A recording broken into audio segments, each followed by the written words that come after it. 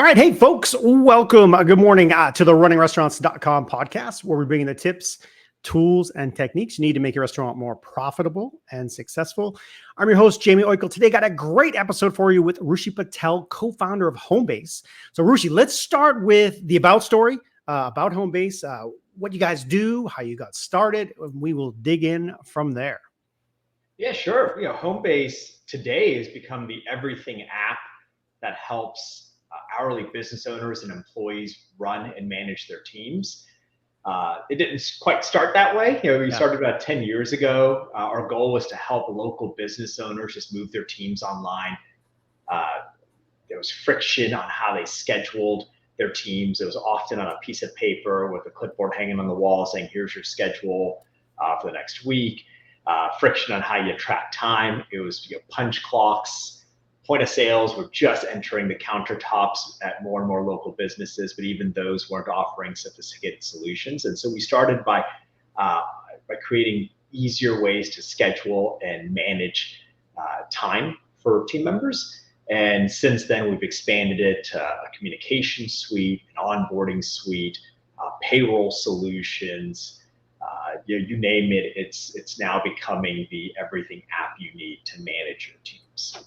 Yeah, cool. I am imagining that if you started 10 years ago and the way technology has just progressed so dramatically and the usage of phone, which is literally next to everybody. I want to talk about that stuff in the future, but it must have changed so much.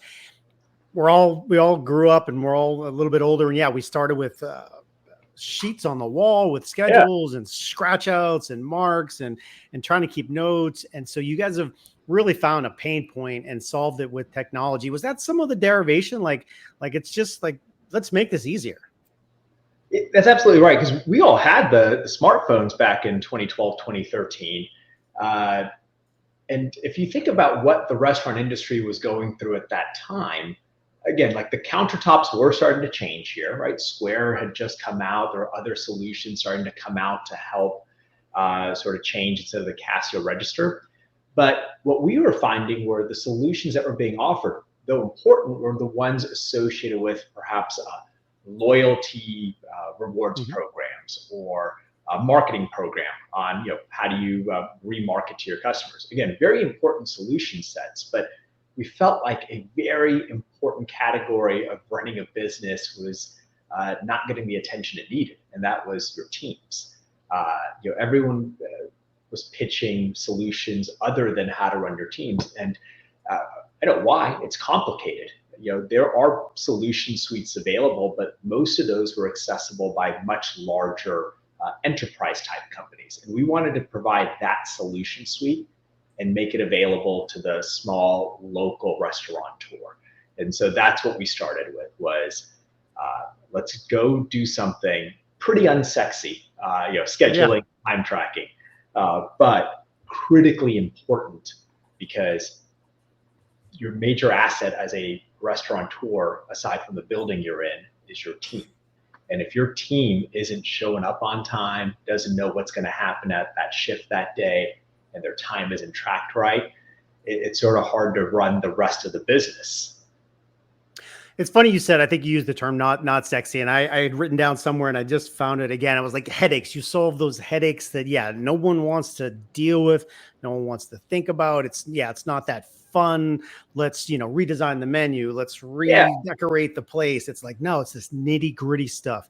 The scheduling, the time tracking. If you don't get it right, it really does hurt the business. You know what I wanted to ask? You guys do a suite of things, but one of the things that's changed a lot is communication. Tell me how you guys handle that, because I have young kids, and we run softball teams now. Yeah, and we used to communicate by text and this and that, and all these GroupMe apps and Team Snap, and all those are great. And I know that's transitioned to work. Tell me how that change has been. Yeah, no, that's right. Look, everyone was doing it by text, pre-Homebase as well. And there's still a lot of companies that do it by text. But the reason you want to start to consolidate your platform and separate, text is great for some personal stuff, but it's very challenging when you're trying to create groups or when you have turnover, right? You actually, the restaurant industry is well known for the turnover that happens in the space. And so if you think through it, it's like, I've got this group text going, all of a sudden I've I've lost an employee. Managing that is a very challenging process on an iPhone or an Android phone versus doing it, let's say, on the Homebase communication platform. Because what we've built is within the app itself, a way that you can communicate one-on-one if that's what you want to do, be a group of just the people that are working today or the next day with just your manager. You create the custom groups that are required so that you can quickly get out the messages to the right audience and not disturb people that aren't working today. If people aren't working today, they don't need to know that something's been 86'd. They don't need to know that an important maintenance crew is going to arrive and that someone needs to make sure that XYZ happens. That's a distraction. And so we created mechanisms to make it super easy to communicate only to those that need to know. And then, of course, the important part is track. Did they read the message? When did they read the message? So that in case a manager needs to follow up, they know who they need to follow up with. I really like two parts of that. The one is the today versus not today. That's really good. I didn't think about that from the outside, being able to message people that are just working today or tomorrow. That's a really good feature. And then who opened the message, read it, responded to it is also important. You know, that same thing, like, hey, you put it out there, you assumed everyone got it, and maybe 80% did, but 20% didn't. So that's a real important piece of it. Let's talk about onboarding, because I know that's a piece of what you do. And I wanted to ask you how you handle that. I was thinking of turnover, and you mentioned that, and then you're bringing new people on, and the restaurant industry is always in that mode. How do you think about onboarding? Because it's a crucial opportunity. Crucial for a number of reasons. One is we've gone to paperless onboarding, or we support paperless onboarding for all of our customers. And I'd encourage folks to do that, because we all know there's very limited space available in the back of the kitchen to store all the paperwork required. And so the way it works through solutions like ours is, when you hire an employee, you click a button that says, I've hired this employee, send them the onboarding pack. The employee gets a message. They can do it all through their mobile phone. Even if they haven't installed the app yet, they can just do it through a very friendly mobile browser link. They can add all their information they need for the basic demographics. They can upload the required federal documents or state documents required. They can view the employee handbook. Pretty important. Acknowledge receipt of it. You can also add custom documents, because a lot of restaurateurs will have specific policies they actually want to have carved out of the employee handbook, just so that they can be confident the employee saw it. Could be a uniform policy. It could be a call out policy. Even though these are components within an employee handbook, I've seen a lot of restaurateurs actually separate it, create a separate documentation, and ensure that you've got a signature on all of those things. And so what this does is this speeds up the process, because you've got them uploading their verification documents that are required. You're uploading your I-9 forms that are required. And in a lot of cases, these are the little things that can delay someone from starting, but instead you can get all of this information from the jump. Yeah, man, that really, walking through that, the change in technology there, I really like being able to do the stuff on the side. The custom documentation, yep, absolutely. People have different needs, and then the different sign-offs.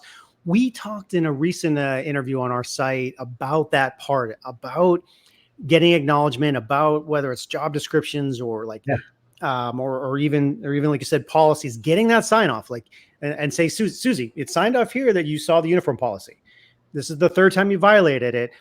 Like having that process in place and so forth. But yeah, again, having it all digitally and acknowledgement is great.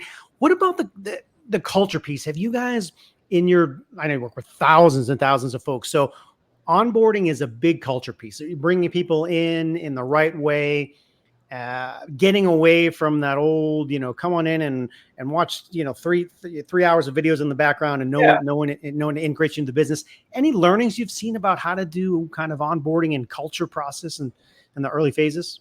Yeah, Jamie, you're hitting an important point here, because I think one of the things that makes local restaurants just so attractive for so many folks is they tend to be known for their family-like camaraderie that's there, right? Like, there is a closeness, there is a sense of community you get when you work at a smaller place of business, when you work at a local restaurant. And so That starts, though, not just from the onboarding, that starts at the interviewing process, right? Because as a business owner or a manager that's doing the interviewing, as much as the candidate is selling you on why you should hire them, you're selling them as to why this is the place you want to be. We've seen successful restaurateurs employ strategies where they are walking employees through, or prospective candidates through, like, oh, here's our employee awards wall, right? Showing them little ways that we celebrate incredible feats done by our employees. Within our product, what we've done is we've really embraced that, and we allow employees to give what we call shout outs to other employees, or managers to give it to other employees. And so that's something like at the end of a shift, if someone really helped you out, there's a little button you press right on the app that acknowledges that someone went above and beyond. And you write a little note. And what that does is, it creates a sense of pride for the person just to receive the acknowledgement from their coworker. It's not necessarily from their manager, but just from their coworker, that someone recognized that, yes, I helped out, but also managers can see who's getting a lot of shout outs. Use that as a way to either incentivize or, quite frankly, just acknowledge that someone is doing an exceptional job. And just that acknowledgement in that team huddle right before the start of a shift, plays a big part. It can change someone's mood immediately, and critically important to do. 100%. And we don't give and we don't get enough recognition in life anymore. So doing that in a small way, people appreciate it. You think, oh, I don't need to say thanks. Man, just say thanks. Just say thanks. It's one of those harmless things we can do, and we all don't do it enough. So if we only take away one thing, say thank you more often. You can't get hurt there. Yeah, because it builds trust as well, right? Like it's that little feeling of someone has seen what I've done, they've acknowledged it, they've shown some appreciation, and it builds trust the next time, because sometimes the feedback may not always be positive, but it comes from a good place when you've got that trust built between the owner or manager and the employee. Yeah, absolutely. 100%. Love that stuff. Let's talk dollars and cents. Labor cost management. There's hourly wages keep going up. You guys are on the front lines of this, and that trend it's going to reverse. No, that's not going to change, right? Wages are going to keep going up, and so managing that is a big piece. How are you guys looking at it? Yeah, listen, our last data set we just ran for August in preparation for the August jobs report shows at least some stability now, right? Mm-hmm. So I want to say it was 10 basis points of an increase, but on a relative scale versus what we've been seeing in the last year or two, that is stability. So wage management, critically important. However, I want to implore folks to understand that wages aren't the only thing that the employee cares about. Yes, it matters, but one of the things that we have a unique privilege of is we've got over 2 million hourly employees on our platform. So we often run quick surveys to understand. We call them pulse checks, like what's happening? Has something changed materially from one quarter over another? And satisfaction isn't solely linked to wage rate. We found that a lot of folks find satisfaction in fulfillment of their job. So fulfillment of the job is, are they feeling like they're being appropriately, we talked about, recognized for the work they're doing, feeling like there's growth in the work they're doing, the sense of camaraderie and the relationships they're building, getting the flexibility they need when they need it, and with respect to their work schedules, because life happens, and when you create an environment where you're paying a reasonable wage rate, right, a market wage rate, not necessarily going way above market, but create these other aspects that make the work feel fulfilling, you can actually retain your staff longer, is what our data is showing. Yeah, I was just scribbling notes like furiously there on a couple of things you said, because it is really important to go beyond the wages, because if you're going to compete for people, one way obviously is to pay the most, but not necessarily sustainable, especially in the restaurant industry. So what else can you do? How different can you be? Creating that growth opportunities, creating the special feel. And so that's where the opportunity exists to be the employer of choice. It's not going to be just because you pay folks the most. And you hit on some great ways to do that. And flexibility in the restaurant space also is a big one. Two things. Well, one, I want to go there because it's on my head. Purple, right? You got the purple shirt, you got the branding. That's your color in the logo. Tell me about the brand personality, because you guys obviously have focused on creating that. What do you got? This is it's 10 years ago now, purple, and I think purple has it's now a bit more common. But when we first came out 10 years ago, there wasn't many things that were purple. And I think part of this was honestly a little bit like, how do you stand out in a crowded market? How do you just make it easier? It was as simple as, when we were telling some of our restaurateurs that were using a specific point of sale, just look for the purple icon, because we were the only thing that was purple at the time. There's a lot of blue, right? A lot of green icons and blue icons. And so we started with purple. And then it has just become infused throughout the company, the product, and quite frankly, I think a lot of folks seem to like it. So we're sticking with it. We did recently add a bit of an accent color to it, just to have a little bit more of a pop and distinction. So a little bit of yellow has been incorporated in as well. But the story behind do you find yourself wearing purple on your off hours, if there are any in your profession? The life of a business owner, there is no off hour. I proudly wear this same polo shirt on date nights. Tonight, this Friday, it's date night. I will go out with this same polo shirt. Excellent. All right, listen, I will change gears, and this will be a weird change. We'll go from purple fun stuff.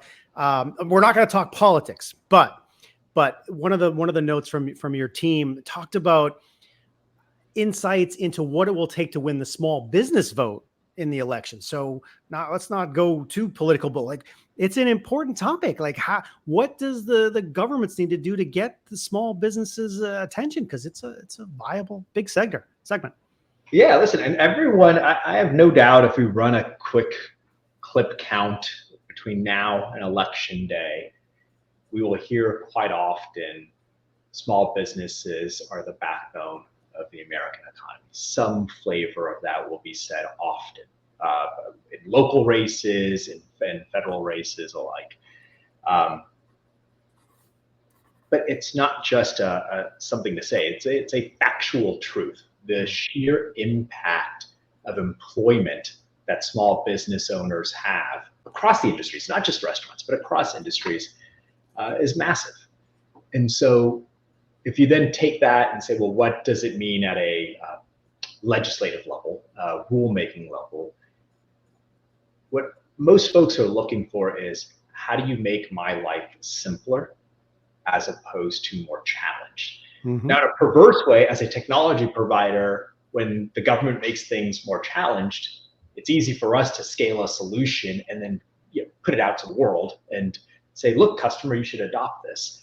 But that's not what we want for our customers either. We don't want to create more headaches for them. No one has gotten into the business to deal with the arcane rules around some sort of unique time tracking requirement for a class of employees versus another class of employees, or some specific rule that applies because you happen to use fried oils in your kitchen versus a stovetop in your kitchen. No one gets in the business for that, right? People get in the business for the passion of what they have.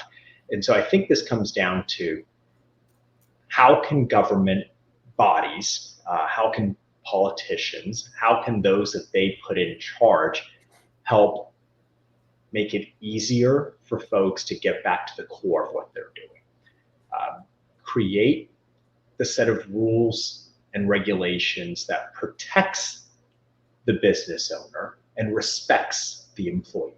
And it's hard to do, right? Because at times those things can be a tension with each other. We've seen it across states with tip credit rules, for example.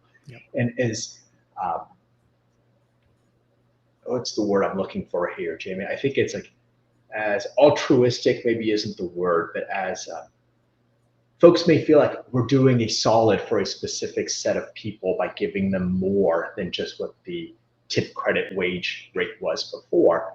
Well, there are knock-on effects that come of that. And I think sometimes folks can be short-sighted by just being able to promote I'm taking folks up from the federally mandated tip credit amount to a much higher rate and use that as a way to win some points with media or get some attention, when in reality, you're missing the fact that most of these folks can actually earn multiples of the new wage rate, because tips are so critical to the way that not just how they earn, but tips are also so critical for the way that restaurants can help manage their own expenses.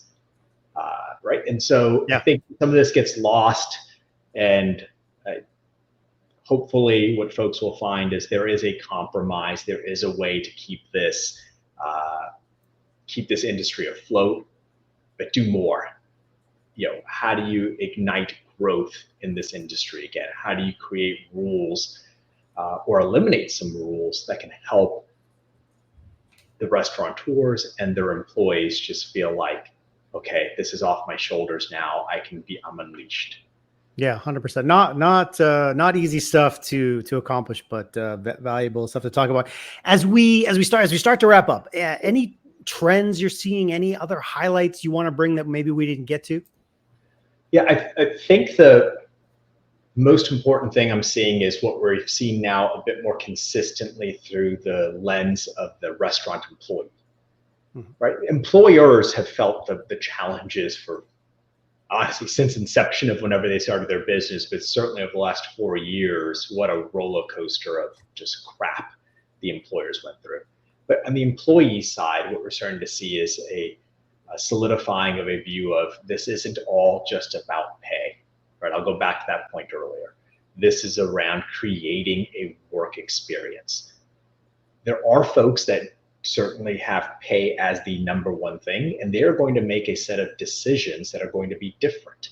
They may go work at a more, dare I say, corporate or enterprise, large scale restaurant where there are specific rules on how you do a certain activity, and you are not to deviate from how you do your roll up, how you do a specific rendition of a meal, how you place the food on the table. There are some certain places where that's what's expected. That is the brand standard, and you will not deviate. And for not deviating, you get paid a little bit more. That's great. There are other places, and it seems that what the hourly employees we survey find is they want to be able to have their personality show. They understand there's guidelines, and they've got a guideline of how they've got to handle a specific task, but they're allowed to do it in their own unique way. And so I think as an employer, as a restaurateur, you've got to decide which side of this balance scale are you on, and then attract the appropriate employee accordingly. But at the end of the day, if you can provide a workplace that provides for fulfillment to the employee level, you are most likely going to have yourself a great employee, and with great people, the product and the process is ultimately better. Yeah, I like it. Great people. Such an important piece of it. Let's do your websites, your social, anything else you guys got going on out there. Where should folks go? Sure. I appreciate you asking. So if folks want to learn more about what we offer and just start to modernize their own solution stack, you can go to joinhomebase.com. That's the easiest place to get the information you need. And I think one of the things, Jamie, I failed to mention is when we built this 10 years ago, we wanted to make this accessible, and it's still accessible today, because we know money that a restaurant uses to spend on anything is dollars that don't go back into the owner's pocket at some point. And so our product is a freemium product. Mm-hmm. Many customers may be just fine on the free version of the solution set because they're trying to start their journey on modernizing. So you can get free time tracking, free scheduling, a free suite of comprehensive solutions if you're a smaller restaurateur directly from joinhomebase.com. That's great. Yeah, no, I appreciate you mentioning that. And I did see that on the site. And I failed to mention it where you have the free product and then it goes up from there. Some If folks you need want more more and bells more and and more. whistles. Yeah, exactly. Yeah, yeah. And we didn't even hit on the payroll stuff that you guys do. I mean, extensive suite of products that you have, and we will come back and do some of that in the future. So, all right, folks, Rushi Patel of Homebase. You can find them on the web at joinhomebase.com, joinhomebase.com. And for more great restaurant marketing, service, people, and tech tips, stay tuned to us here at runningrestaurants.com. In the meantime, do us a big favor, hit a like button, subscribe to us, review us wherever you listen or watch. All that stuff is super helpful. We'll see you next time. Thanks, Rushi. Thanks.